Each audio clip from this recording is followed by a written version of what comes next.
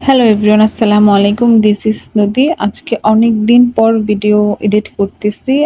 Facebook scroll করে দেখলাম যে মমিতা দেবনাথ নামে একটি মেয়ে, আসলে আশেপাশে এরকম অবস্থা, ফেসবুকে ঢুকলেই এই খবর ওই খবর, একদম মানে ডিপ্রেশনে চলে যায়, একদম ট্রমাতে চলে যাইছি।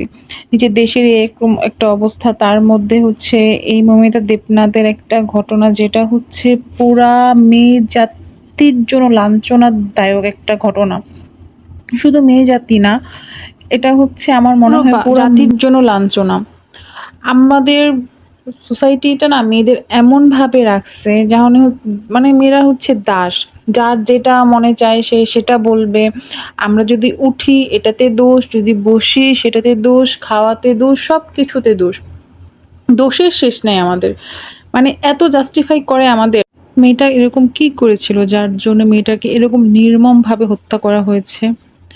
মমিতা দেবনাথ পশ্চিমবঙ্গের আরজেকার মেডিকেল কলেজের ৩০ বছর বয়সী চিকিৎসক একজন মেয়ে।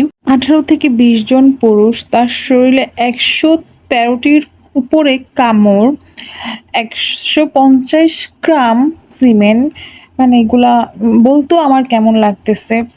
আর তার ২ হাত নাকি ধরেছিল, তার মধ্যে একটি হাত তারই কলিগ একটা ফিমেল ধরেছিল।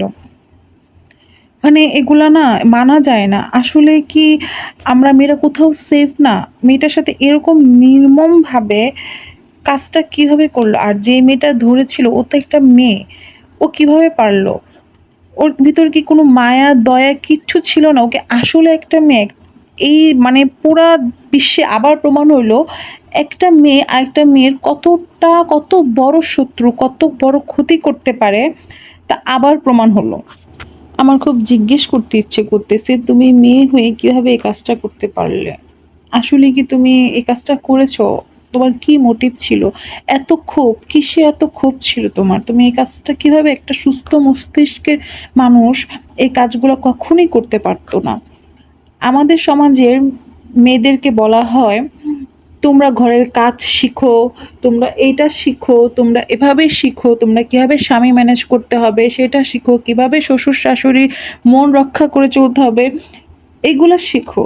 কেন? মানে সব ঠিকা কি মেয়েরাই নিয়ে নিচ্ছে? মানে সব প্রবলেমের সলিউশন কি মেয়েরাই দিবে? মানে জাস্ট মেয়ে। মানে আমার কাছে মনে হচ্ছে যে আমরা গালি দেই না, যে তুমি এটা, তুমি ওইটা, তুমি শয়তান, তুমি কুত্তা, আমরা এভাবে গালি দেই। এখন মনে হচ্ছে মেয়ে শব্দটা একটা গালি, একটা অভিশাপ। নিজের ভাই বোন যখন বের হয়, ছোট বোন যখন বের হয়, তখন মনের ভিতর এখন আজকের পর থেকে মনে হবে যে বোন কার সাথে যাচ্ছে? আরে ওর পাশের মেয়েটাই কি মমিতা দেবনাথের ওই ফিমেল কলিগের মতো না তো? মানে আপনারা যদি এগুলার প্রোটেস্ট নাই করতে পারেন, এই অন্যায়গুলার প্রতি প্রোটেস্ট নাই করতে পারেন, তাহলে আপনাদের সবার উচিত মেয়েদের হাতে অস্ত্র তুলে দেওয়া। মেয়েদের নিজেদের রক্ষা নিজেরাই করতে পারবে। যে মেয়ে স্বামী, সন্তান, বাবা, মা, ভাই, বোন সবাইকে সামলাইতে পারে, সে মেয়ের হাতে যদি অস্ত্র তুলে, তখন আপনাদের মতে সুশীল সমাজের মানুষ বাঁচতে পারবেন তো?